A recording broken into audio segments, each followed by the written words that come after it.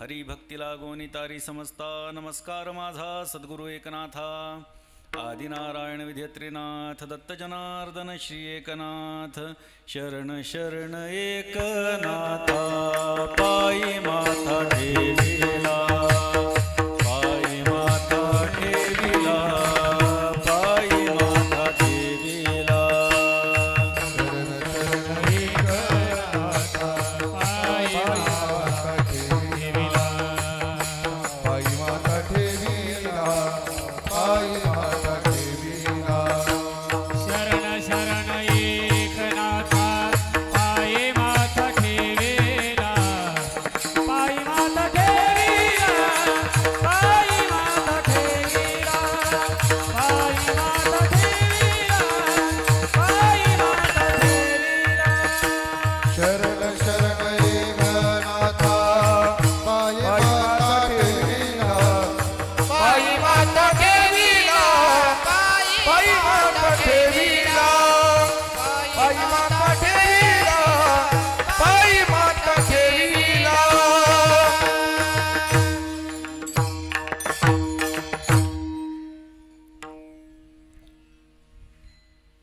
धन्य धन्य निवृत्ती देवा काय महिमा वर्णावा शिव अवतार तुची धरुनी केले त्रैलोक्य पावन निवृत्तीनाथाचे चरणी शरण एका जनार्दनी शरण एका जनार्दनी शरण एका जनार्दनी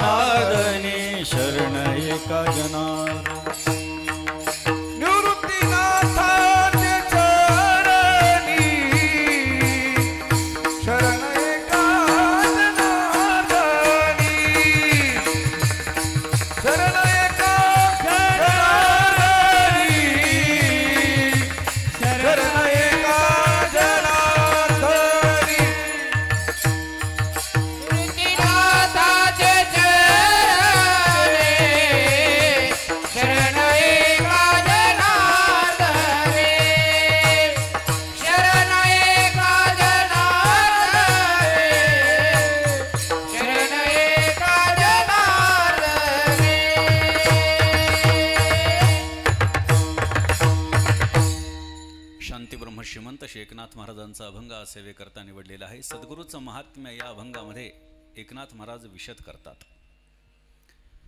विश्वगुरु श्रीमंत निवृत्तीनाथ महाराजांच्या 451व्या जन्म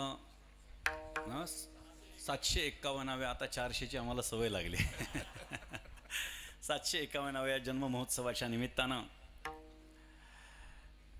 त्यांच्याच दरबारामध्ये भव्य दिव्य अशा प्रकारचा हा अखंड हरिनाम सप्ताह या ठिकाणी समस्त विश्वस्त मंडळाच्या वतीनं साजरा होतो आहे. भाविकांच्या परिसरातल्या श्रद्धाळू लोकांच्या उपस्थितीमध्ये साजरा होतो आहे.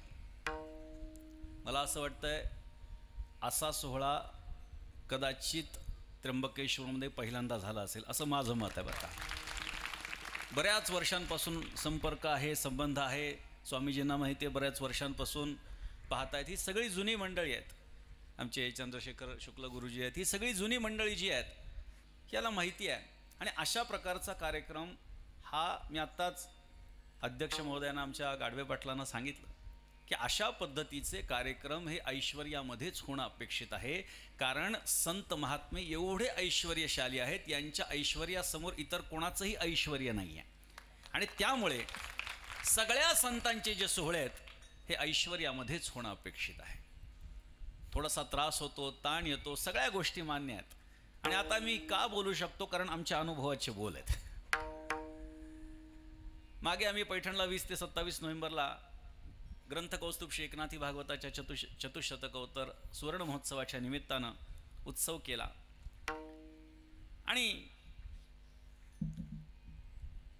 तशाच पद्धतीनं अतिशय सुंदर मंडप असेल, स्टेज असेल, प्रवेशद्वार असेल, टाळकरी असतील, मृदंगाचारी असतील आणि सर्वात महत्त्वाची आपल्या सर्वांची उपस्थिती. कारण सर्वात जास्त महत्त्वाचा त्रास जो असतो तीर्थक्षेत्राच्या ठिकाणी तो श्रोत्यांचा आहे. श्रोते उपलब्ध होत नाहीत, परंतु मोठ्या संख्येनं आपण या ठिकाणी उपस्थित झालेला आहात. सगळी टाळकरी मंडळी बघा, ही छोटी छोटी विद्यार्थी बघा, एकाहुनी बळी रे असं आहे. आमचे विकास महाराज आहेत, ही सगळी महाराज आहेत, गायनाचार्य सगळी मंडळी आहेत. आणि आपल्या सर्वांच्या उपस्थितीमध्ये हा उत्सव अतिशय आनंदामध्ये साजरा होतोय. या नवीन विश्वस्त मंडळ या समाधी मंदिराचं जे आहे ते अतिशय उत्तम काम करत आहे. खरं तर मागच्या लोकांनी काही ना काहीतरी करत आलेलं असतं, म्हणून आत्ताच्या लोकांना काहीतरी करणं शक्य असतं. परंतु नवीन जी मंडळी असतात त्यांच्यासमोर फार मोठा जर का डोंगर उभा असेल तो पार करून जाणं अवघड असतं. त्यामुळे जर काही सपाटीकरण झालं असेल तर त्यांना चढायला सोपं. या न्यायाप्रमाणे काही ना काहीतरी हळूहळू हे काम होत गेलं. परंतु आता महाराजांच्या सभा मंडपाचं काम खूप सुंदर सुरू आहे. दगडी मंडप, दगडी मंदिर, या सगळ्या पुरातन गोष्टी ज्या आहेत त्या तेवढ्याच ऐश्वर्यशाली असाव्यात याच्यासाठी हे विश्वस्त मंडळ खूप सुंदर काम करतं. आत्ताच परवा निवृत्तीनाथ महाराजांच्या गाथेचं प्रकाशन झालं. मला आता दाखवला निलेशजीने तो गाथा. अतिशय सुंदर गाथा आहे. सगळ्या गोष्टी जिथल्या तिथं असणं अपेक्षित आहे, कारण की संतांचे विचार हे लोकांपर्यंत पोचलेत, पण त्यांचं विचारांचं ऐश्वर्य पोचलेलं नाही. अर्थात ग्रंथरूपानं हे येणं अपेक्षित आहे. आणि महाराष्ट्रभर देशभर ह्या प्रति सगळ्या जाणं अपेक्षित आहे. आणि तसं कार्य सुद्धा सुरू आहे. आणि खरोखर तोंडावरती स्तुती म्हणून नाही, परंतु जेव्हापासून निलेशजी अध्यक्ष झाले तेव्हापासून सगळ्यांच्या संपर्कामध्ये येऊन आपल्याला काय करता येईल, आपण काय करू शकतो, लोकांची मनोगत जाणून घेऊन काय शक्य आहे, काय करता येणार नाही, काय करावं लागेल, या सगळ्या गोष्टींचं चिंतन करून आपल्या सर्वांच्या सोबत चर्चा करून जिल्ह्याचं एक फार मोठं संघटन या निमित्तानं तयार झालेलं आहे असं मला वाटतं. कारण संघटन ही आपल्या वारकरी संप्रदायाची मोठी शक्ती आहे. वारकरी संप्रदाय म्हणजे संघटनाच आहे. वैष्णवांची संघटना म्हणजे वारकरी संप्रदाय आहे. आणि म्हणून अशा पद्धतीची संघटना ही उभारून, कारण गेल्या 2 वर्षांपासून मी पाहतोय जिल्ह्यामध्ये जे काही मंडळी या कार्यासाठी पुढे आलेली आहेत, जसं की जिल्ह्यामध्ये निवृत्तीनाथ महाराजांचा प्रत्येक कार्यक्रमामध्ये पत्रिकेत फोटो असावा, त्यांचं नामस्मरण व्हावं, या सगळ्या गोष्टी बारकाव्यानं पाहणं गरजेचं होतं. परंतु ते आता मोठ्या प्रमाणामध्ये पाहायला चाललंय. निश्चितपणे परंपरा खंडित झाली का तर नाही, परंपरा अव्याहतपणे चालू आहे, पहिल्यापासून चालू आलेली आहे. गोसावी परिवार जो आहे तो ही परंपरा पुजारी म्हणून ते तिथे आहेत, ते सगळं करत आलेत. आपल्या सर्वांचं सहकार्य आहे. सगळ्या जणांनी एकत्र येऊन या गोष्टी करणं अपेक्षित आहे. कारण जेव्हा सगळीजण एकत्रित येतील तेव्हा काहीतरी चांगल्या गोष्टी घडतात. आणि अशा पद्धतीचं हे मला असं वाटतं की हे पहिलं वर्ष जरी असलं तरी मला नाही वाटत की आता हा सप्ताह कधी पुढे होणार नाही असं नाही. दरवर्षी हा सप्ताह आता तुम्हाला करावा लागणार आहे, लक्षात ठेवा. सोशल मीडियावरती अतिशय सुंदर पद्धतीनं लोकांपर्यंत हा कार्यक्रम पोचतोय. म्हणून आम्ही सुद्धा प्रकाशन सोहळा हा सोशल मीडियावरती बघितला आणि अतिशय सुंदर पद्धतीने सगळ्यांचं सहकार्य आहे. जिल्ह्यातल्या ज्येष्ठ श्रेष्ठांचं सहकार्य आणि तरुणांचा पुढाकार याचं संयुक्तीकरण म्हणजे हा कार्यक्रम आहे असं मला वाटतं. आणि त्यामुळे निवृत्तीनाथ महाराजांच्या दरबारामध्ये अशाच पद्धतीचे कार्यक्रम उत्तरोत्तर खरं तर होत जावेत अशी अपेक्षा व्यक्त करतो. माझ्या अभंगाकडे वळतो. विठ्ठल विठ्ठल विठ्ठल विठ्ठल विठ्ठल. एकनाथ महाराजांचा आणि निवृत्तीनाथ महाराजांचा अनुबंध हा फार जबरदस्त आहे असं आपल्याला पाहायला मिळतं. एकनाथ महाराजांनी जेवढे अभंग निवृत्तीनाथ महाराजांवरती लिहिले आहेत, इतर कुठेही संतांच्या वाङ्मयामध्ये आपल्याला निवृत्तीनाथ महाराजांवरती एवढे अभंग लिहिल्याचं पाहवत नाही, दिसत नाही. आणि म्हणून निवृत्तीनाथ महाराजांच्या छोट्यातल्या छोट्या गोष्टी, त्यांच्या नामाचं महात्म्य काय आहे, त्यांच्या दर्शनाचं पुण्य काय आहे, त्यांच्या समाधीचं स्थान, या सगळ्या गोष्टींचा उहापोह नाथ महाराजांनी केलेला आहे. साधारणतः निवृत्तीनाथ महाराजांवरती 10 अभंग एकनाथ महाराजांनी लिहिलेले आहेत. एवढे अभंग निवृत्तीनाथ महाराजांवरती कोणीही लिहिल्याचं दिसत नाही. एकनाथ महाराजांची आस्था ही निवृत्तीनाथ महाराजांवर आहे. त्याचं कारण आहे, परंपरेचं कारण आहे बरं का. हे परंपरेचं कारण आहे. अर्थात गुरु शिष्य परंपरा असं म्हणत नाही मी. कारण नाथ महाराजांचे सद्गुरू जनार्दन स्वामी हे निवृत्तीनाथ महाराजांचे अवतार समजले जातात आणि एकनाथ महाराज हे ज्ञानोबारायांचे अवतार समजले जातात. ही अवतार परंपरा जर आपण बघितली तर एकनाथ महाराजांच्या अंतःकरणामध्ये निवृत्तीनाथ महाराजांच्या संबंधानं सर्वश्रेष्ठ असा गुरुभाव असणं अपेक्षित आहे.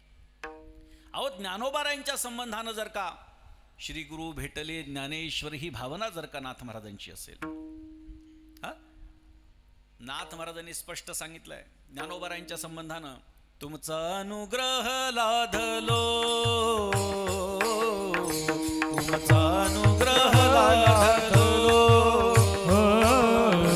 तुमचा अनुग्रह लाधलो, तुमचा अनुग्रह लाधलो, पावन झालो चराचरी, पावन झालो चराचरी, तुमचा अनुग्रह लाधलो,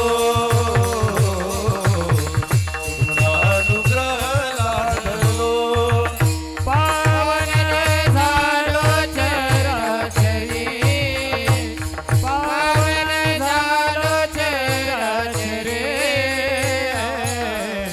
तुमचा अनुग्रह लाधलो,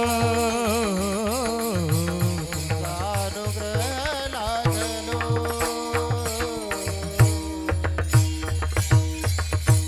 नाथ महाराज ज्ञानोबारायांच्या संबंधानं बोलतात, तुमचा अनुग्रह लाधलो, पावन झालो चराचरी. अनुग्रह खरं तर प्राप्त झालाय सद्गुरू जनार्दन स्वामींचा, तरी सुद्धा ज्ञानोबारायांच्या संबंधानं ही भावना जर आपण बघितली तर त्याच्यात अनुग्रह म्हणजे काही गुरुमंत्र असा त्याचा अर्थ घेता येणार नाही. अनुग्रह म्हणजे काय, त्यांचा आशीर्वाद, कृपाशीर्वाद प्राप्त झाला, ही भूमिका आपल्याला लक्षात घेता येईल. आणि म्हणून नाथ महाराज ज्ञानोबारायांच्या संबंधानं जर का एवढी श्रेष्ठतम भावना व्यक्त करतात तर निवृत्तीनाथ महाराजांच्या संबंधानं किती भावना असेल लक्षात घ्या. आणि म्हणून निवृत्तीनाथ महाराजांचं वर्णन करताना सुद्धा नाथ महाराजांची जी वाणी आहे ती गंगाऊहाप्रमाणे वाहत जाते, प्रवाहित होऊन जाते आणि त्यांच्या शब्दाला अध्यात्माची धार निर्माण होते. अशा पद्धतीची भाषा ही एकनाथ महाराजांच्या अभंगामध्ये आपल्याला निवृत्तीनाथ महाराजांच्या संबंधानं पाहायला सापडते. म्हणून निवृत्तीनाथ महाराजांचा एक परंपरेनं असा संबंध आहे. निवृत्तीनाथ महाराज हे महादेवाचे अवतार आहेत. ही गुरुशिष्य परंपरा असं आपण बघितली तर भगवान महादेवापासून चालत आलेली ही परंपरा आहे. भगवान महादेव तर प्रत्यक्ष महादेवच आहेत, शंकरच आहेत, परंतु ही परंपरा गुरुशिष्य परंपरा एक पिढी महादेव आणि एक पिढी विष्णू अशी चालत आलेली आहे. भगवान महादेवानं काय केलं, मत्स्येंद्रनाथाला उपदेश केला. मत्स्येंद्रनाथ कोण आहेत तर भगवान महाविष्णूचे अवतार सांगितले गेलेले आहेत. मच्छिंद्राने बोध गोरक्षासी केला, गोरक्षनाथ महाराज पुन्हा महादेवाचे अवतार. गोरक्ष वळला गहिनी प्रती, गहिनीनाथ महाराज पुन्हा महाविष्णूचे अवतार. गहिनी प्रसादे निवृत्ती दातारो, निवृत्तीनाथ महाराज पुन्हा महादेवाचे अवतार. ज्ञानदेवा सार चोजविले, ज्ञानोबाराय पुन्हा महाविष्णूचे अवतार. म्हणजे ही जी गुरुशिष्य परंपरा आहे ही भगवान महादेव आणि भगवान महाविष्णू यांची आलटून पालटून अशी आलेली आहे. म्हणजे एक प्रकारे या परंपरेनं शैव आणि वैष्णव हा वादच मिटवून टाकलेला आहे. आपल्याकडे कुंभमेळा भरतो. काही वर्षांपूर्वी नाशिकमध्ये भरणारा जो कुंभमेळा आहे त्याच्यात वाद निर्माण झाला आणि मग असा न्यायनिवाडा त्या ठिकाणी झाला की जे वैष्णव असतील त्यांनी नाशिकमध्ये कुंभमेळा साजरा करावा आणि जे शैव असतील त्यांनी त्र्यंबकेश्वराला यावं.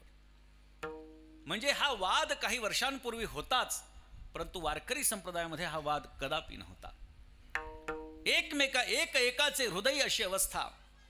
भजन करी महादेव, राम पूजी सदाशिव, दोन्ही देव एक पाही तया ऐक्य दुजे नाही.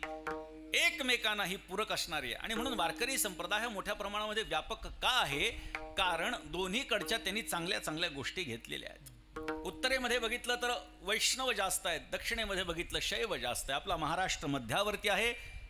इकडचं वैष्णविझम असेल किंवा इकडचं शैविझम असेल, या दोन्हींचं एकत्रीकरण महाराष्ट्रामध्ये आहे. वारकरी संप्रदाय हा समन्वय साधणारा संप्रदाय आहे. या दोन्ही अत्यंत परस्पर विरोधी गोष्टी ज्या आहेत, परंपरा ज्या आहेत, विचार जे आहेत, त्या विचारांना एकत्रित आणणारा संप्रदाय म्हणजे वारकरी संप्रदाय आहे. मधला मार्ग कायम वारकरी संप्रदायानं स्वीकारलेला आहे. एका गमतीनं सांगितलं, भगवंतानं सौंदर्य वाटायला सुरुवात केली उत्तरेतून भगवंतानं विचार केला मला सौंदर्य वाटायचंय. उत्तरेतून भारताच्या सुरुवात केली. दक्षिणेला येता येता येता येता संपून गेलं ते सौंदर्य. उत्तरेतली मंडळी जी स्त्रिया असतील पुरुष असतील सुंदर आहेत. दक्षिणेमध्ये मात्र तशा पद्धतीचं सौंदर्य आपल्याला पाहायला मिळत नाही. आता भगवंतानं बुद्धी वाटायला सुरुवात केली ती दक्षिणेतून. उत्तरेत जाता जाता जाता जाता संपून गेली. दक्षिणेतली माणसं विद्वान आहेत, हुशार आहेत, पंडित आहेत, पण तीच विद्वत्ता आपल्याला उत्तरेत पाहायला मिळत नाही. उत्तरेत सौंदर्य असेल पण विद्वत्ता नाही. दक्षिणेमध्ये विद्वत्ता आहे पण सौंदर्य नाही. पण महाराष्ट्र आपला मध्यावर आहे, तिथे दक्षिणेतलं बुद्धिमत्ता सुद्धा आलेली आहे आणि सौंदर्य जे आहे ते उत्तरेतून प्राप्त झाले. मधला आपला महाराष्ट्र मधला आहे आणि त्यामुळे वारकरी संप्रदाय हा कायम समन्वयकाच्या भूमिकेमध्ये चालत आलेला आहे. आणि म्हणून हरिहरा भेद नाही नका करू वाद, एक एकाचे हृदयी गोडी साखरेच्या ठाई. खूप प्रमाण आपण सर्व ऐकतो, आपण सर्व जाणकार श्रोते आहात आणि त्यामुळे अनेक प्रमाण त्या संबंधानं देता येतील की हरी आणि हरामध्ये भेद हा वारकरी संप्रदायामध्ये नाही. किंबहुना जुनी काही गोष्टी जर आपण बघितल्या, सारवण जरी बघितलं तर पूर्वीच्या काळामध्ये आडवं सारवायचे. शैव जे आहे ते आडवे, शंकराचे उपासक आडवं सारवण करायचे, विष्णूचे उपासक उभ्यानं सारवण करायचे. गमतीनं जुनी कीर्तनकार सांगायची ना, एखाद्या वैष्णवाचं धोतर फाटलं तर बायकोला शिवून घे म्हणायचं नाही, कारण शिवून घे मध्ये शिव नाव येतं ते घ्यायचं नसतं. एवढा उभा दावा या दोन परंपरेमध्ये होता, परंतु हा उभा दावा नष्ट केला तो वारकरी संप्रदायाने. आणि त्यातही जर आपण बघितलं तर तो निवृत्तीनाथ महाराज आणि ज्ञानेश्वर महाराजांनी. विठ्ठल विठ्ठल विठ्ठल विठ्ठल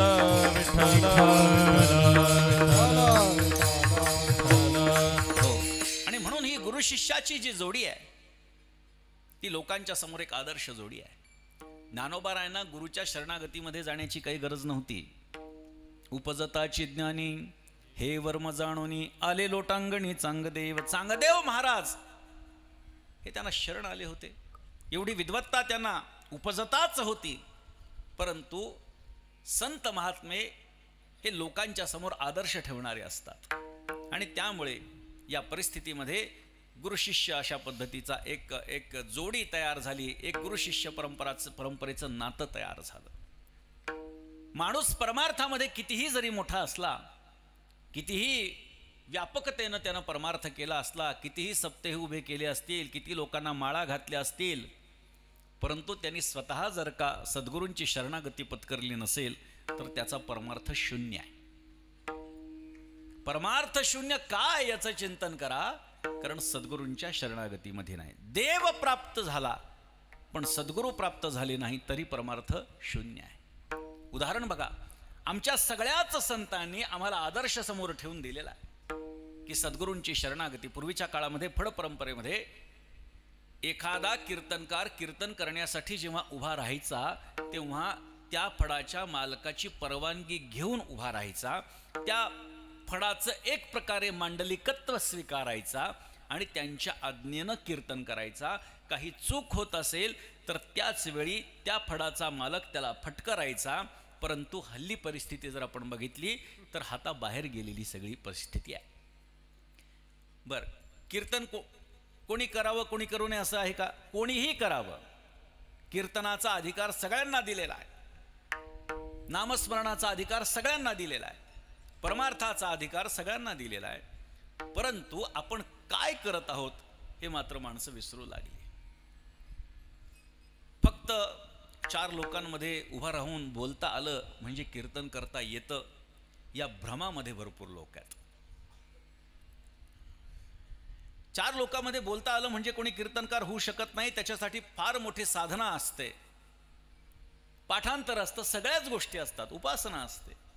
परंतु फक्त बोलता येतं म्हणून आपण काहीतरी बोलायचं आणि त्याला कीर्तन म्हणायचं फेटा बांधून हे चालणार नाही. असे कित्येक लोक मी बघितले आहेत की गळ्यात माळ नाही पण कीर्तन करतात.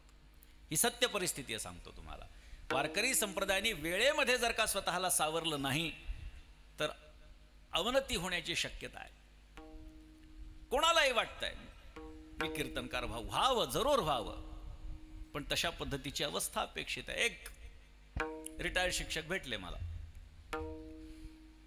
आणि म्हटले, महाराज कीर्तन करण्याची इच्छा आहे. मला असं वाटलं की माझी तारीख घेण्याची त्यांची इच्छा आहे असं मला वाटलं. मी विचारलं, हां कोणती तारीख? नाही नाही नाही म्हटले, मला कीर्तन करायचं आहे. म्हटलं ठीक आहे, कीर्तन करायचं, पण आता काय तुम्ही रिटायर झालात, आता कीर्तन काय करायचं? आता देवाचं नामस्मरण करत बसायचं, ठाईचं बैसोनी करा एकचित्त, एवढं सगळं करा म्हटलं. उरले ते हरी तुम्हा समर्पण. आता राहिलेल्या सगळ्या गोष्टी देवाचं नामस्मरण करायचं, भजन पूजन जागच्या जागी करायचं. सर तुम्हाला असं का वाटतंय कीर्तन करावं? त्यांनी सांगितलं, महाराज मला कितीही मोठा समाज पुढं असला तर मी धिटाईनं मला बोलण्याची माझी क्षमता आहे म्हटलं. मी त्यांना म्हटलं, सर बोलता येण्याची क्षमता हा क्रायटेरिया कीर्तनकाराचा नाही आहे. बोलता बोलता ते हातवारे करत असल्यामुळे माझं सहज गळ्याकडे लक्ष गेलं. त्या महाशयाच्या गळ्यात माळही नव्हती. म्हटलं माळ नाही घालायची म्हणली अजून. बरं ठीक आहे ठीक आहे, काय हरकत नाही. बरं काय करावं लागेल महाराज सांगा. मी म्हटलं कीर्तन करणं काही सोपं नाही, पाठांतर लागतं. तुमचं काय पाठ आहे? पाठ आहेत म्हणलं, कविता पाठ आहेत, शेरो शायरी पाठ आहे. म्हटलं तसं चालत नाही.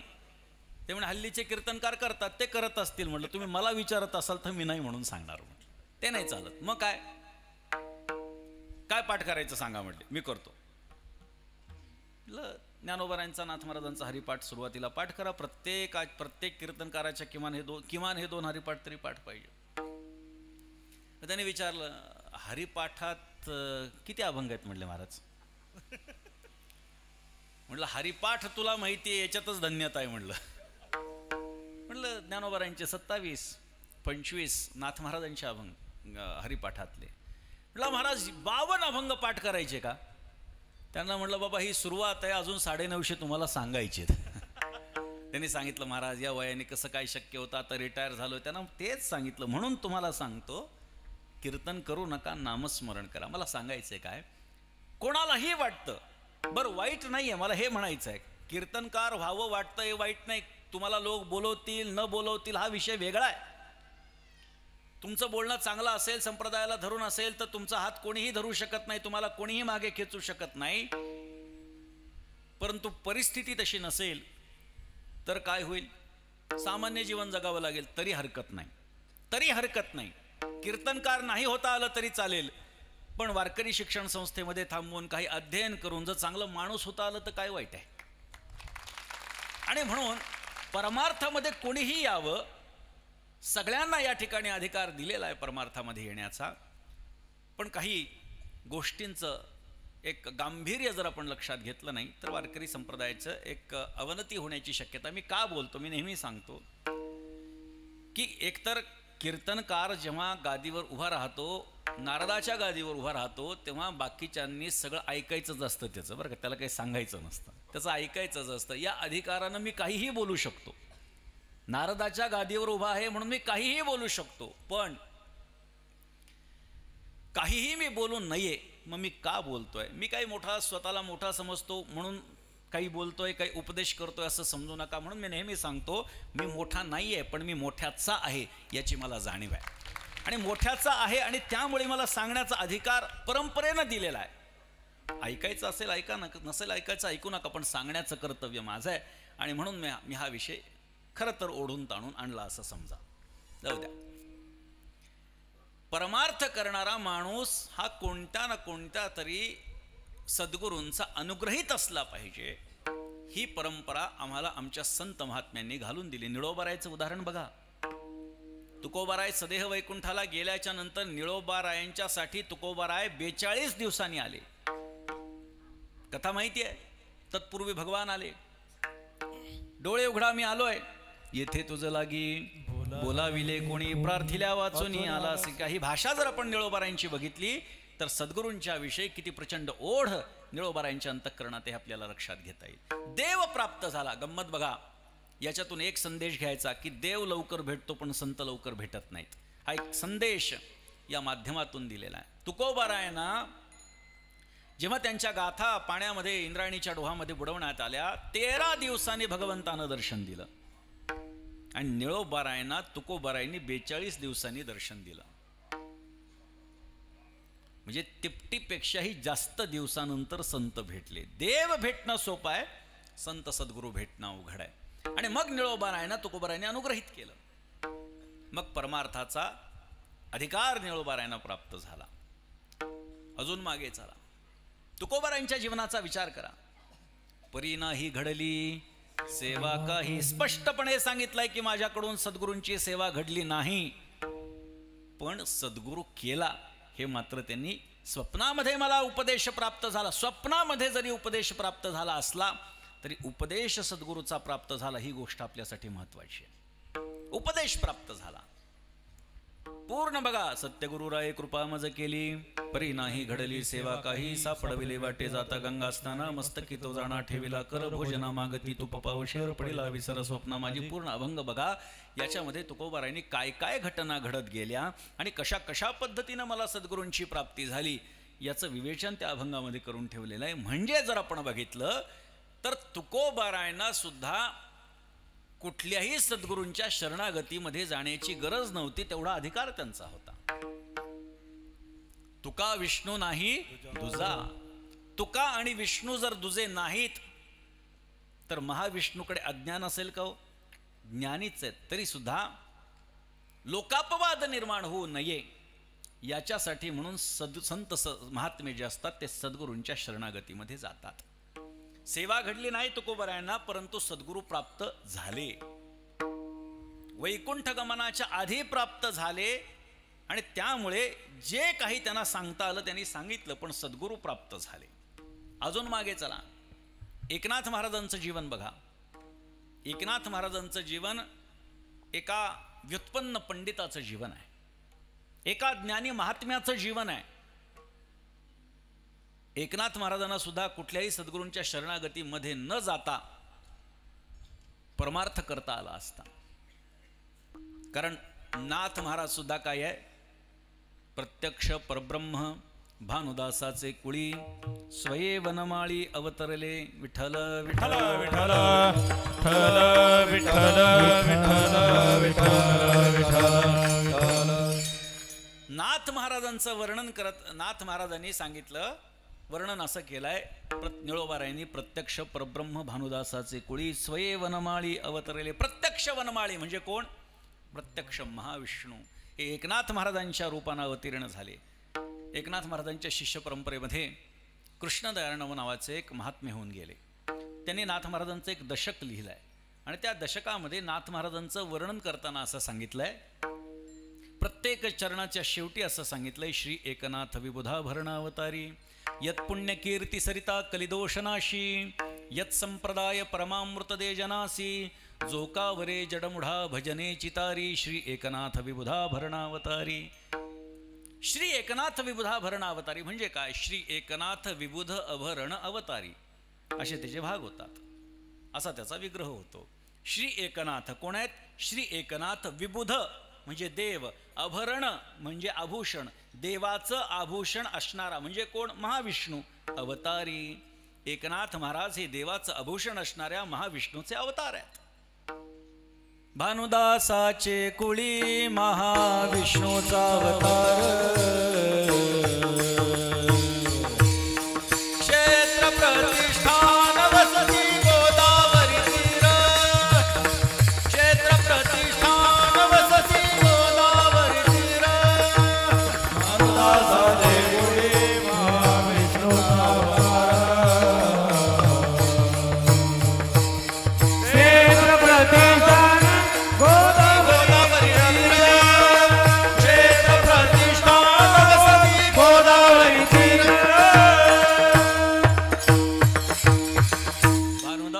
कुळी महाविष्णूचा अवतार. नाथ महाराज हे महाविष्णूचे अवतार आहेत. भानुदास महाराजांच्या कुळामध्ये निर्माण झालेले नाथ महाराजांच्या आरतीमध्ये निळोबारा हे वर्णन करतात. म्हणजे एकनाथ महाराज सुद्धा जर आपण बघितले तर ते देखील महाविष्णूचेच अवतार आहेत. कोणाच्याही शरणागतीमध्ये जाण्याची गरज नाही, त्याच्या पाठीमागे जा. नाथ महाराजांनी जनार्दन स्वामींचा अनुग्रह प्राप्त करून घेतला. वयाच्या 12व्या वर्षी नाथ महाराजांना असं वाटलं की सद्गुरूंच्या शरणागतीमध्ये जावं. वयाच्या बालपणामध्ये अशी अवस्था निर्माण होणं हेच खरं विद्वत्तेचं लक्षण आहे. ठीक आहे, मागे चला. नामदेवरायांचा विचार करा. काय अधिकार आहे? देव जे विसवे ऐशी ज्याची देवासवे. देव ज्यांच्या बरोबर जेवत होता अशी देवाशी सलगी ज्यांची आहे, नाथ महाराजच वर्णन करतात. नैवेद्य हातीचा मूर्ती जीवी ही अवस्था आहे. भगवंताची प्राप्ती झाली. मी आपल्याला सांगितलं की भगवंताची प्राप्ती झाली पण सद्गुरूंची प्राप्ती झाली नाही तर जीवन परिपूर्ण नाही. म्हणून आपल्याला कथा सर्वांना माहिती आहे. सगळे संत महात्मे जेव्हा गोरोबा काकांकडे गेले तेरढोकीला, कोणीतरी सांगितलं, काका तुम्ही सगळे मडके तपासून पाहताय, जरा आमचे पण मडके तपासून बघा, कोणाचे कच्चे आहेत कोणाचे पक्के आहेत. प्रत्येकाच्या डोक्यावरती थापटणं वाजवलं. नामदेवरायांच्या डोक्यावरती वाजवल्याच्या नंतर नामदेवराय जोरात ओरडले. काकांनी सांगितले, हे मडकं जरा कच्चं आहे. सगळेजण हसले. वाईट वाटलं. नामदेवरायांना वाईट वाटलं, कारण आपल्याला कच्चं म्हटलं गेलं. आपली अवस्था काय, आपला अधिकार काय? देव माझ्या हातानं जेवण करतो. मी रावळामध्ये गेलो नाही तर देव माझ्या घरी येऊन माझ्या वडिलांना विचारतो की आज दामा का नाही आला. हा माझा अधिकार आहे. आणि मला कच्चं मडकं ज्ञानोबारायांना जेव्हा विचारलं तेव्हा सांगितलं, देव प्राप्त आहे पण सद्गुरू प्राप्त नाही, म्हणून ही अवस्था आहे. म्हटले काय करावं लागेल? सद्गुरूंच्या शरणागतीमध्ये जा. काय गरज आहे? सद्गुरूंच्या शरणागतीमध्ये गेल्यावर काय होतं? भगवंताची प्राप्ती. मग सद्गुरूंच्या शरणागतीमध्ये गेल्यानंतर जर का भगवंताची प्राप्ती होणार आहे तर भगवंताची प्राप्ती तर मला आत्ताच आहे. सद्गुरूंच्या शरणागतीमध्ये जाण्याची गरज काय? गंमत अशी आहे, समुद्राचं पाणी जर आपण आपल्या मनानं प्यायला गेलो, आपण समुद्राचं पाणी पिलं तर ते खारट लागणार आहे.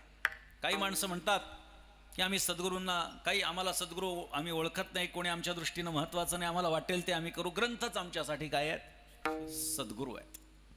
हे आपल्यासाठी नाही, हे शीख पंथांसाठी आहे. 10व्या गुरु गोविंद सिंगांनी काय सांगितलं की हा ग्रंथ जो आहे गुरुग्रंथ साहेब तोच काय आहे, इथून पुढे गुरु असणार आहे. तसं आपल्या कुठल्याही परंपरेमध्ये कोणत्याही संतांनी असं सांगितलं नाही की हा ग्रंथ म्हणजे सद्गुरू आहे आणि इथून पुढे कोणाचा अनुग्रह न घेता याला गुरु माना, असं आपल्या परंपरेत कधीही सांगितलेलं नाही. म्हणून मानवच आपला गुरु असू शकतो.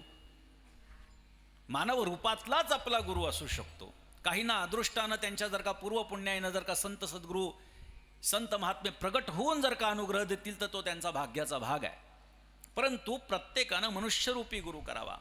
समुद्राचं पाणी पिलं तर ते खारट लागणार आहे. तेच पाणी जेव्हा बाष्पीभवन होऊन मेघाच्या वाटे आपल्यापर्यंत येतं तेव्हा ते गोड होत असतं.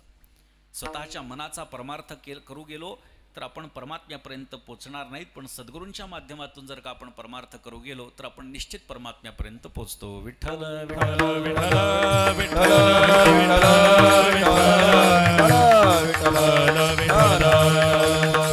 सद्गुरूंच्या शरणागतीमध्ये जावं लागेल. कुठे? औंढा नागनाथला गेले. चराचरामध्ये परमात्मा ही व्याप्ती अंतःकरणात नाही. देव फक्त रावळापुरता मर्यादित ही भूमिका नामदेवरायांची असल्यामुळे काय करावं कळालं नाही. ज्ञानोबारायांच्या आदेशानं गेले. विसोबा खेचर त्या ठिकाणी पिंडीवरती पाय टाकून झोपलेले.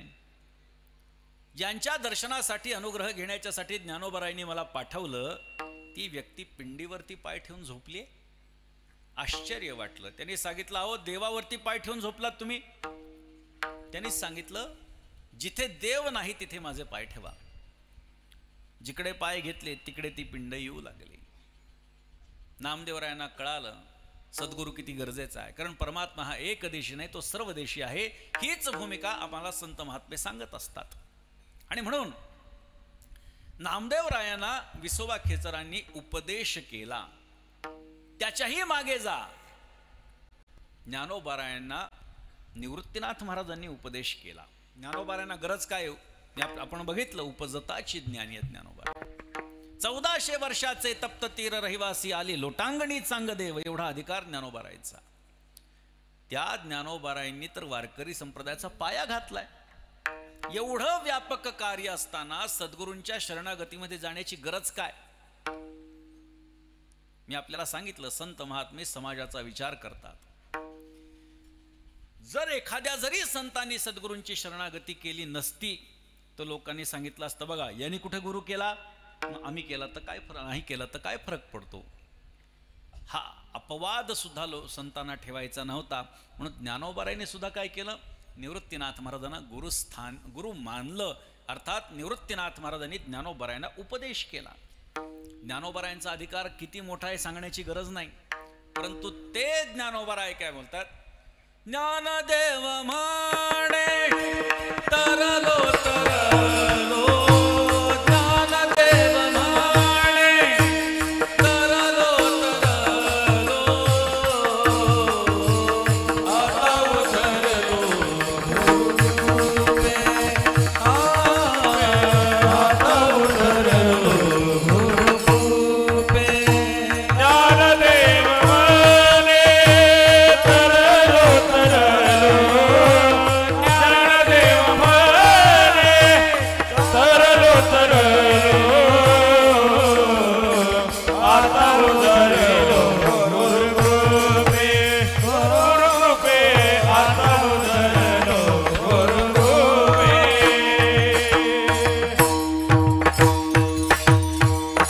ज्ञानदेव म्हणे तरलो तरलो, आता उद्धरलो गुरुकृपे. श्री गुरु सारिखा असता पाठीराखा, इतरांचा लेखा कोण करी, ज्ञानोबारायांची भाषा आहे.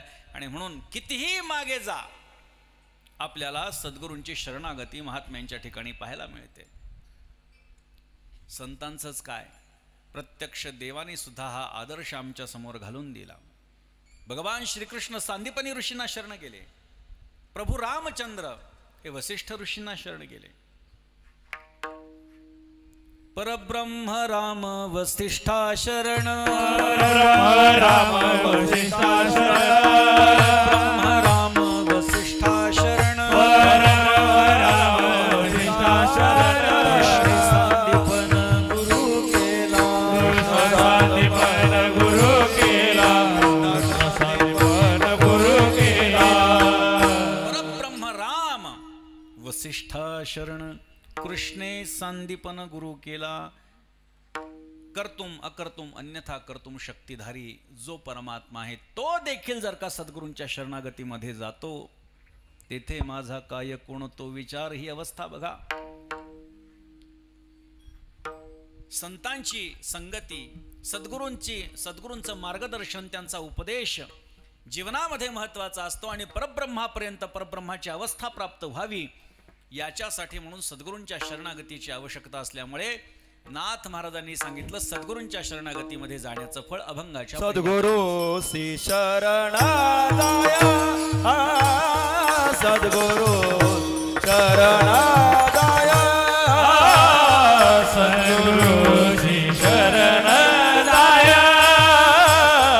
सद्गुरु श्री शरणदाय, सद्गुरु श्री शरणादाय,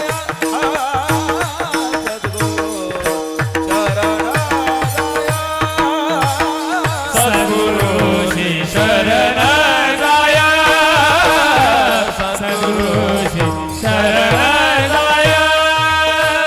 सद्गुरु श्री शरणादाय, त्यासी ब्रह्म प्राप्ती होय. सद्गुरु श्री शरणादाय, त्यासी ब्रह्म प्राप्ती होय. त्यासी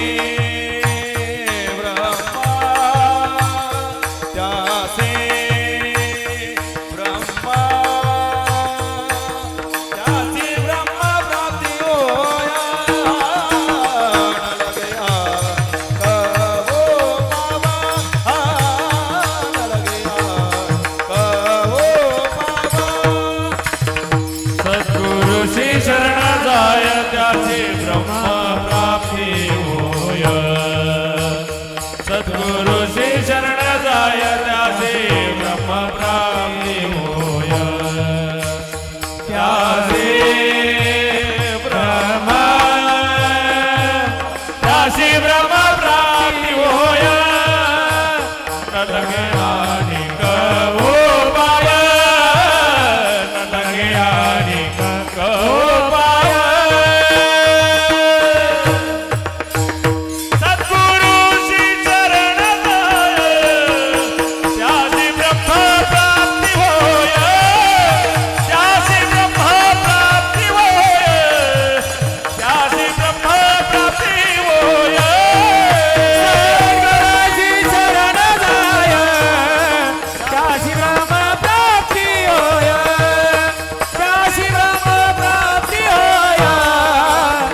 त्यासी ब्रह्म प्राप्ती होय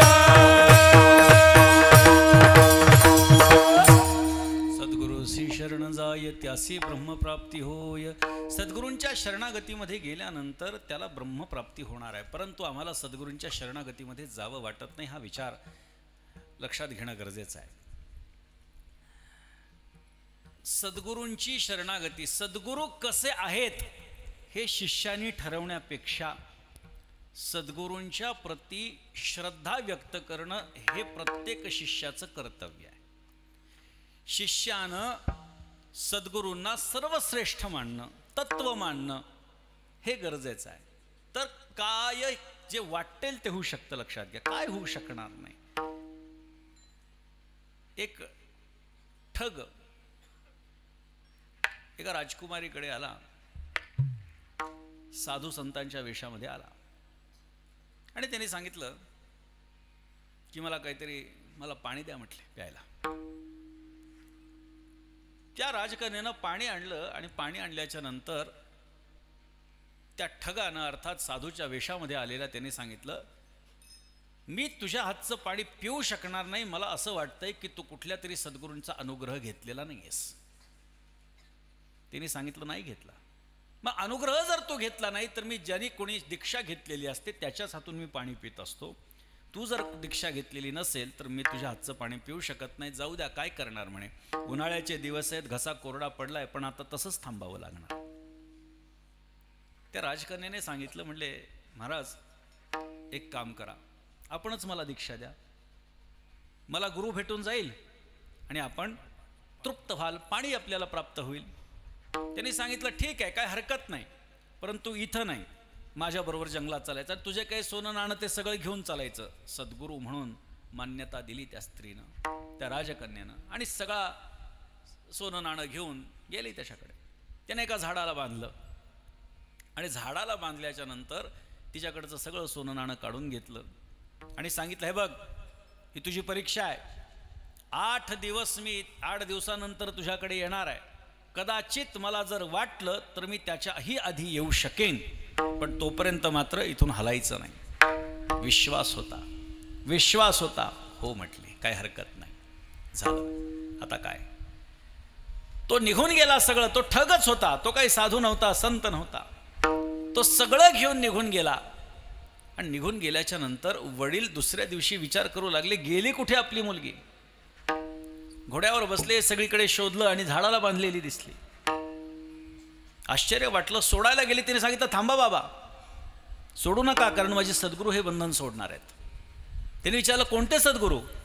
तिने सगळी कहाणी सांगितली, असं आहे. त्यांनी सांगितलं, तो ठग असणार आहे, कुठलाही सद्गुरू अशा प्रकारे कुठल्याही शिष्याला बांधून ठेवत नाही, असे काही क्रिया करत नाही. मी नाही, माझ्या सद्गुरूंनी सांगितलंय आणि तेच या बंधनातून मला मुक्त करणार आहेत. विश्वास होता, ठग होता, पण विश्वास सद्गुरू म्हणून होता.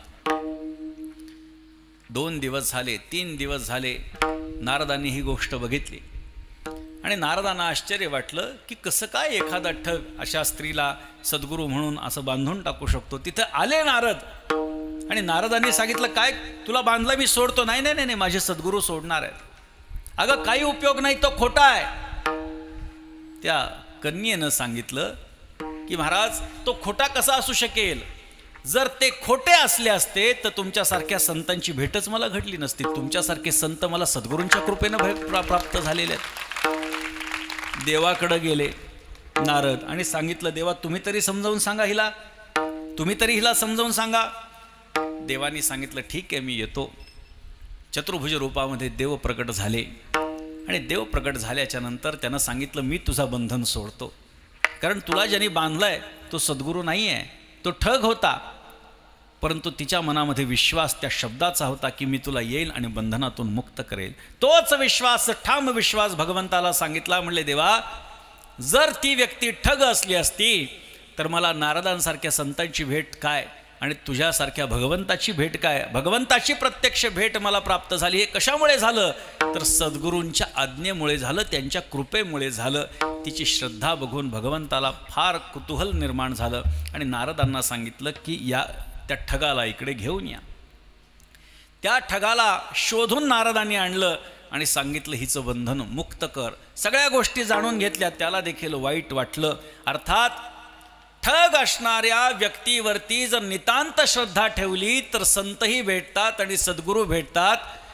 जो संत आणि सद्गुरू ह्या अवस्थेप्रत पोचलाय त्यांचा अनुग्रह, त्यांच्यावर विश्वास जर आपण ठेवला तर आपल्याला काय भेटणार नाही. विठ्ठल विठ्ठल विठ्ठल विठ्ठल विठ्ठल विठ्ठल. त्यामुळे सद्गुरू प्राप्त होणं ही जीवनातली एक फार मोठी गोष्ट आहे. त्यामुळे कोणालाही सद्गुरू प्राप्त होतात असं नाही, काहीतरी अदृष्ट असावं लागतं. एकाला एक आध्यात्मिक क्षेत्रातला माणूस थोडं वय झालेलं, त्याला असं वाटायचं माझं एवढं वय झालं पण मला अजून शिष्यच नाही, एखादा कोणीतरी यावा माझा अनुग्रह घ्यावा अशी अपेक्षा.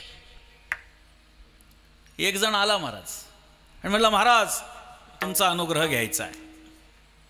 याला आनंद झाला, यालाही गुरु पाहिजे होता, त्यालाही शिष्य पाहिजे होता. हाडळीला नाही नवरा आणि खविसाला नाही बायको अशी अवस्था त्यांची. त्यांनी सांगितलं हो हो अनुग्रह, लगेच अनुग्रह झालं. सेवेसाठी अपेक्षित होतं. थोडं ढगाळ वातावरण, वीज कडाडू लागली, गायी बाहेर बांधलेल्या. गुरुजी आपले उठणं बसणं शक्य नव्हतं. त्या शिष्याला सांगितलं अरे बाळा एक काम कर, आपल्या ज्या गायी आहेत त्या बांधलेल्या आहेत बाहेर, पाऊस पडण्याची शक्यता आहे, जरा मुक्त कर बरं बंधनातून. बसल्या जागेवर शिष्य म्हणू लागला महाराज बंधनातून मुक्त करणं तर आपल्यासारख्या महात्म्यांचं काम आहे. म्हटले माझ्यासारख्या पामराजी काय करावं. अरे म्हटलं हा शिष्य कमीन गुरुच जास्त भेटला आपल्याला. ठीक आहे.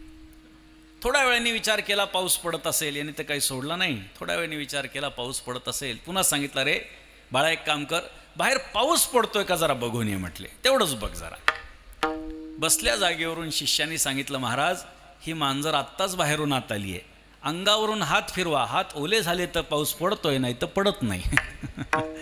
असे गुरु आणि असे शिष्य काय कामाचे महाराज मला सांगा. गुरु आणि शिष्य, गुरुच्या मनातली गोष्ट जाणून शिष्याने कर्म केलं पाहिजे, सेवा केली पाहिजे. सांगण्याची गरजच पडायला नको. सेवेची आवडी आराम नाही अर्धघडी. नाथ महाराजांची सेवा बघा, काय करू नये नाथ महाराजांनी. बहिर्भूमी स्थळ शुद्ध करी हस्ते, अनन्य भक्ती ते अनुसरला. देखुनी जनार्दन परमचिंता तुर, हा पूर्ण अवतार गुरुभक्त. ही नव्हे मानवी विवेकाची मूर्ती. दया क्षमा शांती वसे अंगी, विधीचा उल्लंघन करी सर्वथा. भावे विनटला चित्त विश्वासिक, यापासून सेवा न घ्यावी सर्वथा. हा परत्रीचा दाता सखा माझा. एखाद्या शिष्याला गुरुची प्राप्ती झाली तर त्या शिष्याचा भाव असतो की यांच्या माध्यमातून मला मोक्ष प्राप्त होणार आहे. इथे नाथाच्या घरची उलटी खूण आहे. जनार्दन स्वामींना असं वाटलं की हा जर मला शिष्य म्हणून प्राप्त झाला तर मी मुक्त होणार आहे. अशा पद्धतीची सेवा असावी. शौचाला जनार्दन स्वामी ज्या ठिकाणी जायचे ती जागा स्वच्छ करून नाथ महाराजांनी ठेवावी. रात्रभर सेवा करत राहावी. कधी डुलकी लागेल तेव्हा लागेल आणि सद्गुरू उठण्याच्या आत पुन्हा सेवेला तयार. अशा पद्धतीची सद्गुरूंची सेवा अपेक्षित आहे. पण शिष्य तसे नसतात, गुरुही तसे नसतात. गुरु तसे असावे लागतात तर शिष्य, आणि शिष्य चांगले मिळाले तर गुरुचं चांगलं, नाही का. सद्गुरूंची जी भक्ती आहे ती कशी करावी नाथ महाराजांनी भागवतामध्ये सुंदर पद्धतीनं सांगितलं. काही लक्षणं ही सद्गुरूंची सांगितली आहेत, काही शिष्याची लक्षणं ही सांगितली. शिष्यानं कसं असावं, जर आपला गुरु ब्रह्मचारी असेल, संन्यासी असेल तर शिष्यानं कसं वागावं, जर तो गृहस्थ असेल तर कसं वागावं, काय करावं काय करू नये, सगळ्या गोष्टींचा उहापोह एकनाथी भागवतामध्ये नाथ महाराजांनी केलेला आहे. आणि त्यामुळे तो ग्रंथ मुळातून जर आपण बघितला तर विस्तृत प्रमाणामध्ये त्याचं आपल्याला चिंतन पाहायला मिळेल. सद्गुरू कोण आहे, जो श्रोत्रिय आहे, जो ब्रह्मनिष्ठ आहे आणि जो कृपाळू आहे. शास्त्राच्या परिभाषेमध्ये हे 3 गुण ज्याच्याकडे तो सद्गुरू आहे.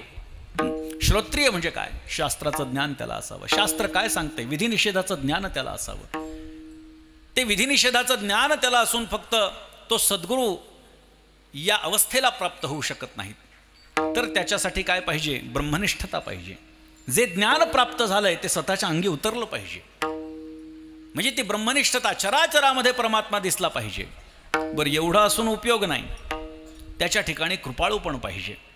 मला जी अवस्था प्राप्त झालेली आहे ते इतरांना व्हावी, आपल्या शिष्यांना व्हावी, आपल्या भक्तांना व्हावी, अशा प्रकारच्या अंतःकरणामध्ये तळमळ नसेल तरी सुद्धा तो सद्गुरू होऊ शकत नाही. म्हणून श्रोत्रिय, ब्रह्मनिष्ठ आणि कृपाळू ही 3 लक्षणं ज्याच्याकडे आहेत तो सद्गुरू होऊ शकतो. आणि सेवा, निस्वार्थ भावनेनं सेवा करण्याची ज्याची इच्छा आहे तो शिष्य होऊ शकतो. अगदी ढोबळ मानानं आपल्याला व्याख्या ह्या सांगितलेल्या आहेत. मग अशा पद्धतीनं श्रोत्रियता, ब्रह्मनिष्ठता आणि कृपाळुता ज्यांच्याकडे आहे त्याचा शोध घ्यावा. नाही तर जिथे आपल्याला श्रद्धा वाटेल, भलेही या 3 गोष्टी नसतील पण श्रद्धा निर्माण झाली तर त्यांचा अनुग्रह आपण घ्यायचा. तो श्रोत्रिय आहे, ब्रह्मनिष्ठ आहे, कृपाळू आहे, आता त्याच्याकडे बघण्याची गरज नाही. आपली श्रद्धा आपल्याला तिथपर्यंत भगवंतापर्यंत पोचू शकते. परंतु जे गुरु ह्या पात्रतेला पोचलेले आहेत त्यांना मला एक सूचित करावंसं वाटतं. मिळतोय म्हणून शिष्य करू नका. बरं का, मी काय बोलतोय लक्षात घ्या. मिळतोय म्हणून शिष्य करू नका. त्याचं कारण असं आहे की शिष्य त्या पात्रतेचा असेलच असं नाही. कदाचित शिष्य गुरुचं नाव बुडवू शकतो, अशा पद्धतीचं त्याचं वर्तन असू शकतं. त्यामुळे गुरुनी शिष्य करता, जसं म्हणून जाणतेने गुरु भजिजे असं ज्ञानोबारायांनी सांगितलंय. जाणून आपण गुरु केला पाहिजे, तसं जाणून गुरूंनी शिष्य केला पाहिजे. मोठ्यांनी आपल्यासमोर एक फार आदर्श निर्माण करून ठेवलेला आहे. उगाच मिळतोय म्हणून शिष्य करायचं नाही. सगळे मोठी मोठी माणसं बघा, सगळं जग ज्यांना गुरु, सद्गुरू, जगद्गुरू, गुरुदेव म्हणताय ते सगळ्यांना शिष्य मानत नाहीत. भगवत पूज्यपाद श्रीमदाद्य जगद्गुरू शंकराचार्य आजही त्यांच्या पीठावरती जे बसलेले आहेत त्यांना आपण काय उपाधी लावतो? जगद्गुरू. आपल्या धर्माचे सर्वोच्च नेते आहेत, त्यांना आपण काय म्हणतो? जगद्गुरू. आदि शंकराचार्यांना सगळं जग गुरु मानतं, पण त्यांनी शिष्य केलेत फक्त 6. त्यांनी फक्त 6 शिष्य केलेत. भगवान श्रीकृष्णाला सुद्धा आपण काय म्हणतो? कृष्णं वंदे जगद्गुरुम. त्या भगवान श्रीकृष्णाला जगद्गुरू आपण म्हणतो, पण त्यांनी सुद्धा शिष्य केलेत फक्त 2. पहिला अर्जुन आणि दुसरा उद्धव. जग आपल्याला काय म्हणतं याच्यावरती आपण कोण आहोत हे ठरवू नका. काय केलं पाहिजे हा आदर्श आपण समोर ठेवा. मोठमोठ्या लोकांनी जरी जगद्गुरू म्हणवल्या गेले तरी शिष्य मात्र फार निवडक केलेले आहेत. ती अवस्था जर आपण बघितली, अजून पुढे अवस्था बघा. वारकरी संप्रदायामध्ये जी मान्यता आहे ती 4 जणांना जगद्गुरू म्हणण्याची आहे. भगवत पूज्यपाद श्रीमदाद्य जगद्गुरू शंकराचार्य, भगवान श्रीकृष्ण आहे, शांतीब्रह्म एकनाथ महाराज आरतीमध्ये. आरती एकनाथा महाराजा समर्था त्रिभुवनी तुची थोर जगद्गुरू जगन्नाथा. नाथ महाराज सुद्धा जगद्गुरू म्हणवल्या गेलेले आहेत. मग नाथ महाराज जर का जगद्गुरू म्हणवल्या गेले आहेत तर सगळं जग त्यांना गुरु मानतं. मग सगळे त्यांचे शिष्य झाले का? नाही, त्यांनी शिष्य फार ठराविक केले. त्यांच्या एकंदरीत कार्याच्या दृष्टीने विचार केला तर हजारो शिष्य असणं अपेक्षित आहे. पण उपलब्ध शिष्य आत्तापर्यंत आम्हाला जे प्राप्त झालेत फक्त 26 शिष्य आहेत उपलब्ध. बरं का, अजून पुढे थोडेफार मिळतील, तो भाग निराळा आहे. तुकाराम महाराजांचा विचार करा. तुकोबारायांना जगद्गुरू आपण म्हणतो, सगळं जग त्यांना गुरु मानतं, म्हणजे त्याचं सगळं जग शिष्य झालं. पण तसं आहे का? त्यांनी सुद्धा शिष्य निवडताना फार ठराविक केले. त्यांचे 14 टाळकरी असतील, निळोबाराय असतील, बहिणाबाई असतील, अजून 4-2 असतील, असे 15-20 शिष्य केले. म्हणजे मोठा माणूस जो आहे तो शिष्य फार कमी. अहो जाऊ द्या, अजून काय, भगवान दत्तात्रेयांचं आपण उदाहरण बघा. ज्या परंपरेमधून आम्ही आलेलो आहोत ती परंपरा आदिनारायणापासून चालत आलेली आहे. जो निर्गुण निराभास जेथुनी उद्भव शबल ब्रह्मास आदिनारायण म्हणती जास तो सर्वांसी आदिगुरु तयाचा ब्रह्मा अनुग्रहित ब्रह्मा त्रिस उपदेशित अत्रिपाद प्रसादित श्री अवधूत दत्तात्रेय. आणि ही दत्तात्रेयांची परंपरा कशी आहे? त्या दत्तात्रेयांना आपण गुरुदेव दत्त म्हणतो, त्यांना गुरुदेव दत्त आपण म्हणतो. पण त्यांनी शिष्य किती केलेत? 3. दत्तात्रय परंपरा,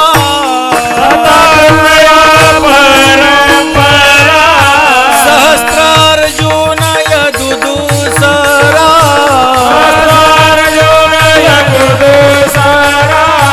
जनार्दन शिष्य तिसरा,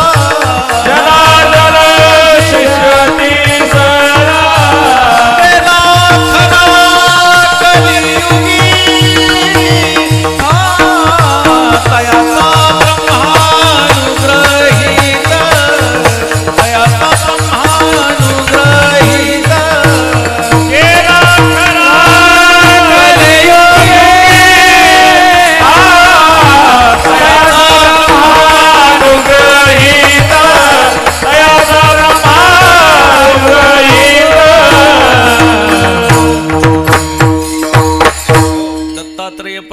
सहस्त्रार्जुन, यदू दुसरा, जनार्दन शिष्य तिसरा, केला खरा कलियुगी. जे एकनाथ महाराजांचे गुरु आहेत. कलियुगामध्ये एकच शिष्य केला, जनार्दन स्वामी. पण गंमत बघा, गुरुदेव दत्त आपण दत्तात्रेयांना म्हणतो, पण दत्तात्रेयांनी शिष्य 3 केल्यात, पण गुरु मात्र 24 केलेत. मग काही जण म्हणतील गुरु 24 कसे असू शकतात? गुरु तर एकच असणं अपेक्षित आहे. गुरु कितीही असू शकतात, सद्गुरू एकच असतो. गुरु कितीही असू शकतात.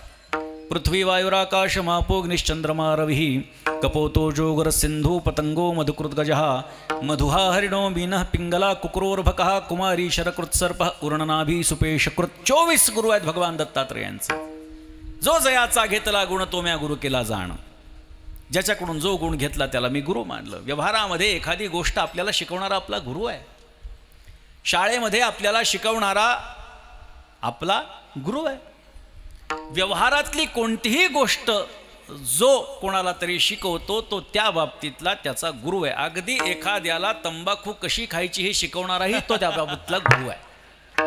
म्हणजे गुरु काय आहे? कुठलीही व्यावहारिक गोष्ट शिकवतो तो गुरु आहे, आणि पारमार्थिक गोष्ट जो शिकवतो तो सद्गुरू आहे. नाथ महाराजांचं प्रमाण प्रसिद्ध आहे भागवतातलं.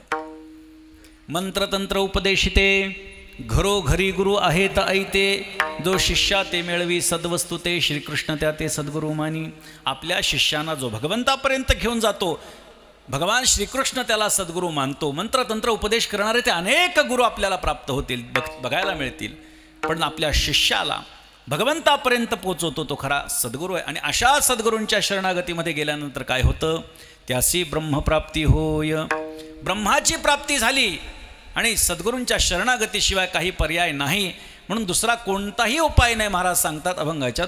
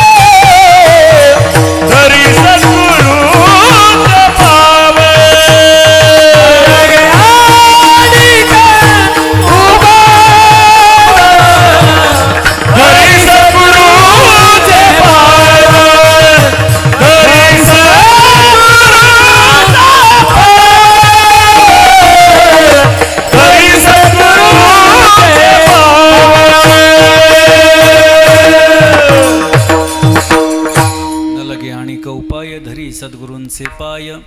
धरी सद्गुरूंचे पाय या शब्दाचा आपण जर का लक्षार्थ घेतला लक्षात, तर गोष्ट वेगळी आहे. कारण काही शब्दार्थ काही माणसं शब्द पकडून ठेवतात. धरी सद्गुरूंचे पाय म्हणजे धरून ठेवण्याचं काही कारण नाही. धरी सद्गुरूचे पाय याचा अर्थ तनुमनो जीवे, चरणासी लागावे, अगरवता करावे, दास्य सकळ, अशा पद्धतीची भावना अंतःकरणामध्ये ठेवून सद्गुरूंच्या समोर जाणं, याचा अर्थ धरी सद्गुरूंचे पाय. सद्गुरूंच्या संबंधानं नाथ महाराजांची भूमिका आपण जर बघितली, सद्गुरूंचे चरणतीर्थ मस्तकी वंदावे पवित्र.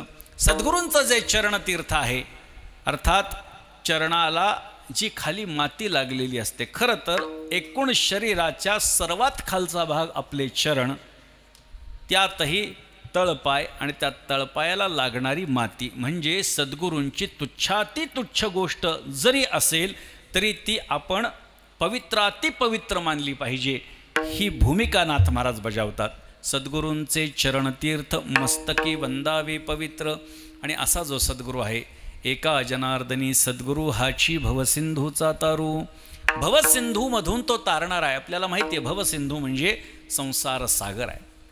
या संसार सागरातून सद्गुरू तारतात, सद्गुरू नावी होतात आणि आपल्याला एका तीरावरून दुसऱ्या तीरावरती पोचवतात. परंतु सद्गुरू जेव्हा एका तीरावरून दुसऱ्या तीरावरती आपल्याला पोचवतात, संसार सागरातून तारतात, अवस्था काय करतात? आमच्या परंपरेमध्ये ब्रिदावळीचे अभंग आहेत. ज्ञानोबारायांचा हरिपाठ झाल्यानंतर एकनाथ महाराजांचा हरिपाठ आणि एकनाथ महाराजांचा हरिपाठ झाल्यानंतर ब्रिदावळीचे अभंग आहेत. म्हणजे जनार्दन स्वामी आणि नाथ महाराजांचा संवाद आहे. आणि नंतर उत्तरार्धामध्ये एकनाथ महाराजांची जी भावना सद्गुरूंच्या संबंधाने आहे ती त्यांनी व्यक्त केलेली आहे. त्याच्यामध्ये एक सुंदर अभंग आहे. सद्गुरू तारतात म्हणजे काय तारतात? अवस्था काय करून टाकतात? फक्त ते संसार समुद्रातून तारतात असं नाही, तर कशातून आपल्याला तारलं याचाही ते विसर पाडतात. तारियले येणे श्री गुरु नाईके, तारियले येणे श्री गुरु नाईके, तारियले श्री गुरु नाईके, तारियले श्री गुरु नाईके. बोधाची एकासे लावणी कौतुके, बोधाची एकासे लावणी कौतुके, या भवसागरी झालासे तारू, या भवसागरी झालासे तारू. बोधाची एकासे लावणी कौतुके, बोधाची आकाशे लावणी कौतुके, या भवसागरी झालासे तारू. या भवसागरी झाला तारू.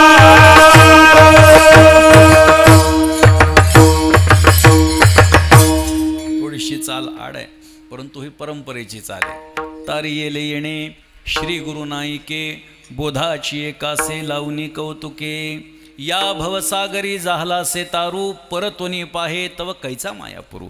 जेव्हा मला कोणत्या सागरातून तारलं हे बघण्याची इच्छा निर्माण झाली आणि मागे वळून बघितलं तर तो भवसागरच त्यांनी नाहीसा करून टाकला. अशी माझी अवस्था त्याने केली. आणि अशी अवस्था ही सद्गुरू आपल्या सत्शिष्याची करत असतात. आणि त्यामुळे नाथ महाराजांनी सांगितलं, एका जनार्दनी सद्गुरू हाची भवसिंधूचा तारू. हाची याच्यावरून आपल्याला लक्षात घेता येईल की या तद्भिन्न नाही. चकारात्मक भाषा ज्या ठिकाणी असते तिथे इतरांची व्यावृत्ती होत असते. हाची भवसिंधूचा तारू म्हणजे दुसरा कोणीही आपल्याला भवसागरातून तारू शकणार नाही. ही सरळ सरळ भूमिका त्याच्यामध्ये आहे. आणि म्हणून एकनाथ महाराजांचं जीवन जर आपण बघितलं तर एकनाथ महाराज हे याच वृत्तीवरती होते. नाथ महाराजांचं वर्णन तुकोबारायांनी सुंदर केलं आहे बरं का, फार सुंदर केलं आहे. नाथ तुकोबाराय काय सांगतात? ब्राह्मणाचा पोर खेळिया एका भला, तेणे जन खेळकर केला रे. जनार्दन बसवंत करुनिया, त्याने वैष्णवांचा मेळा मिळविला रे. एकची घाई खेळता खेळता आपणची बसवंत झाला रे. स्वामीजी काय सांगतायत? नाथ तुकोबाराय नाथ महाराजांचं वर्णन करताना बोलतायत की त्यांनी वैष्णवांचा मेळा मिळविला आणि पाहता पाहता स्वतःच सद्गुरू पदावरती आरूढ झाले. त्यामुळे सद्गुरूंचं महत्त्व संतांच्या दृष्टीनं किती आहे हे सांगण्याची गरज नाही. ज्ञानोबारायांचं प्रमाण आपल्याला लक्षात घेता येईल. गुरु हा संत कुळीचा राजा, गुरु हा संत कुळीचा राजा, गुरु हा संत कुळीचा राजा, गुरु हा संत कुळीचा राजा, गुरु हा प्राण विसावा माझा, गुरु हा प्राण विसावा माझा, गुरु हा प्राण विसावा माझा, गुरु हा प्राण विसावा माझा. गुरु विण देव तुझा, गुरु विण देव तुझा, गुरु विना देव नाही तुझा, गुरु विना देव नाही तुझा. पाहताना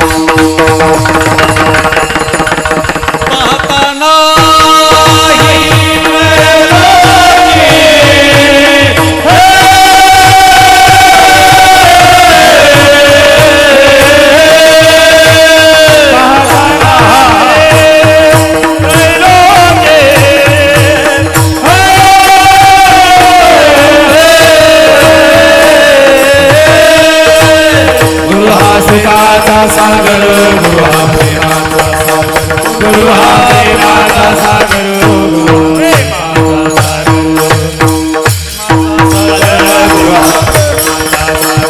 गुरु हा प्रेमाचा सागर, गुरु हा प्रेमाचा सागर.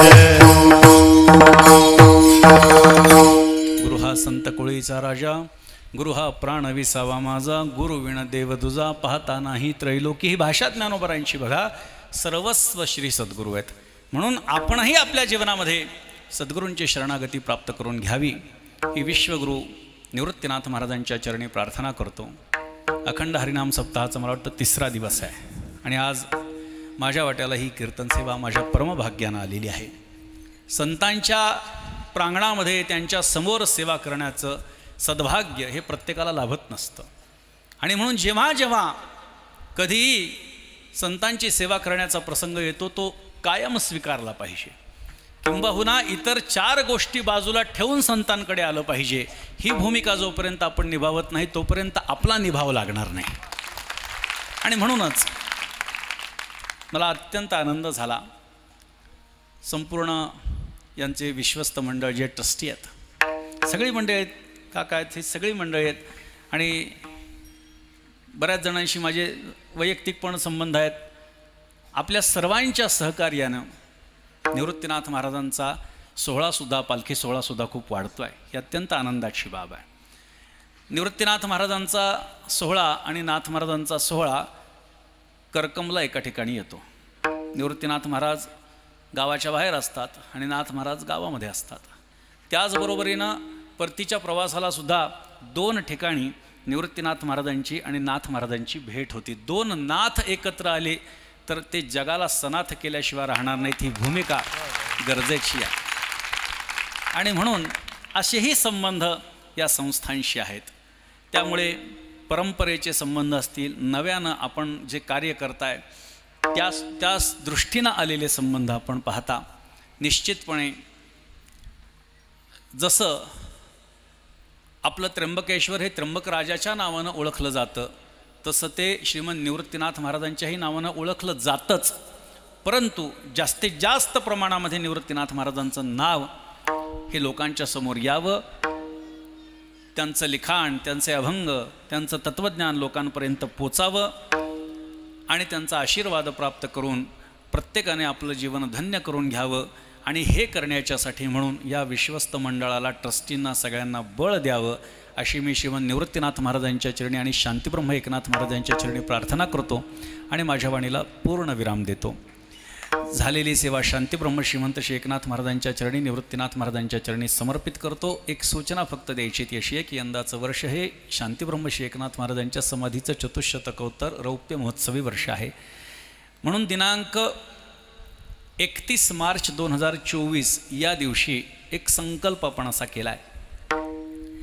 खरं तर एक संकल्प आम्ही पूर्ण केला, एक विश्वविक्रम वारकरी संप्रदायाच्या नावानं केला की ज्या एकनाथी भागवताला पारायण करण्याच्यासाठी, म्हणजे 18,800 ओव्या, ज्ञानेश्वरीच्या दुप्पट ग्रंथ आहे, आपल्याला कल्पना असेल, त्याला वाचण्यासाठी किमान 45 तास लागतात. परंतु तो काही एक गोष्टी करून एक विश्वविक्रम नोंदवला आणि त्या ग्रंथाचं पारायण अवघ्या 91 सेकंदामध्ये आम्ही केलं आणि वारकरी संप्रदायाच्या मुकुटात हा मानाचा तुरा खोवला 91 सेकंदात. आता कसा काय ते तुम्ही यूट्यूबवर बघा बरं का. पण मला सांगायचं आहे काय, आता येणाऱ्या षष्ठीलाही एक आपला संकल्प केलेला आहे आपण आणि आपल्या सर्वांची उपस्थिती त्याच्यामध्ये प्रार्थनीय आहे. तो असा आहे की वारकरी संप्रदायाच्या इतिहासामध्ये आजपर्यंत जेवढी मोठी दिंडी निघाली नाही तेवढी मोठी दिंडी शांतीब्रह्म एकनाथ महाराजांच्या समाधीच्या दिवशी म्हणजे 31 मार्चला पैठणमध्ये काढायची आहे. त्याला विश्वविक्रमी ऐतिहासिक महादिंडी सोहळा असं त्याला आपण नाव दिलेलं आहे. त्यामुळे हा एक विश्वविक्रम करायचा आहे आणि महाराष्ट्रातली सर्वात मोठी दिंडी म्हणून पैठणची दिंडी ही षष्ठीच्या दिवशी असणार आहे. त्यामुळे आपल्या सर्वांना मी या निमित्तानं प्रार्थना करतो आहे आणि सोशल मीडियाच्याही माध्यमातून सर्वांना आवाहन करतो आहे की जिथे जिथे आपण असाल प्रत्येकाने आपला आपला टाळ किंवा झेंडा घेऊन सकाळी 9 वाजता नाथ महाराजांच्या वाड्यात अर्थात गावातल्या नाथ मंदिरापाशी आपण जमा व्हावं आणि या कार्यक्रमाचा लाभ घ्यावा. ज्या ज्या दिंड्या पैठणच्या दिशेनं येतात त्यांनासुद्धा या निमित्तानं मी आवाहन करतो की आपण आपल्या दिंडीतले झेंडेकरी, टाळकरी, मृदंगाचार्य, विणेकरी, चोपदार यांना घेऊन आणि आपल्या आराध्यासह आपण तिथे येऊ शकता. त्यामुळे आपली प्रदक्षिणासुद्धा होणार आहे. 2-2.5 तासांचा तो कालखंड आहे. 1-2 किलोमीटरचं ती चाल आहे आणि तिथे गेल्यानंतर मानाची कीर्तन होतात आणि त्या कीर्तनाच्या नंतर हा कार्यक्रम समाप्त होणार आहे. म्हणून आपल्या सर्वांना, आपल्या जिल्ह्यातल्या आणि जे प्रेक्षक, जे श्रोते या ठिकाणी आहेत, पाहतायत, ऐकतायत, त्यांना मी आवाहन करतो की आपण सर्वांनी त्या कार्यक्रमामध्ये सम्मिलित व्हावं आणि ह्या ऐतिहासिक क्षणांचे आपण साक्षीदार व्हावं अशी अपेक्षा व्यक्त करतो आणि याच ठिकाणी थांबतो. एकवार संतांचं सर्वांनी भजन घ्या.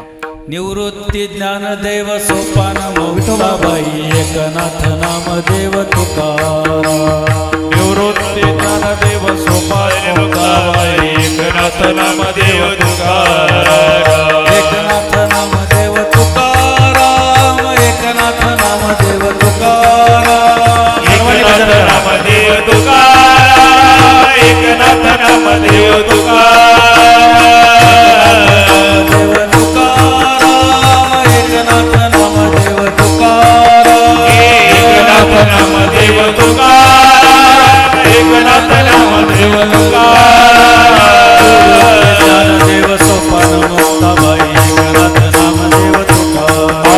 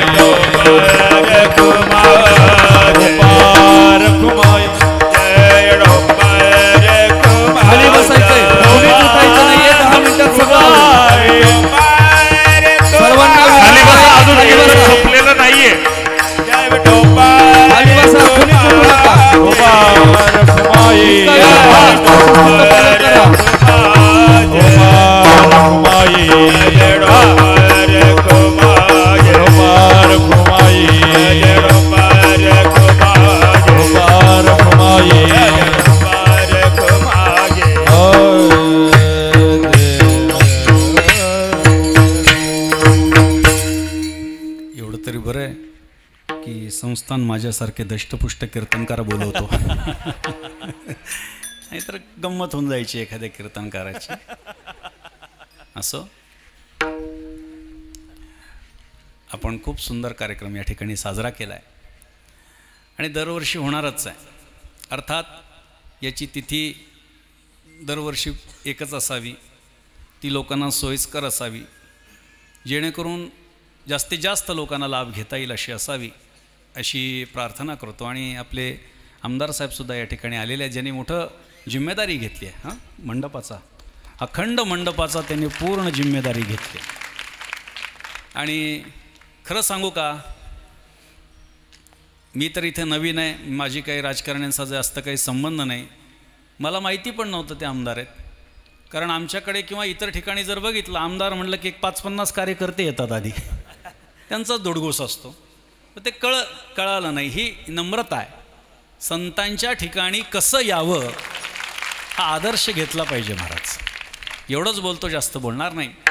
असो, संतांचं भजन झालं आहे. आमच्या परंपरेप्रमाणे एकदा सर्वांनी नाथ महाराजांचं भजन करा. भानुदास एकनाथ, भानुदास एकनाथ, भानुदास एकनाथ, भानुदास एकनाथ, दास एकनाथ, भानुदास एकनाथ.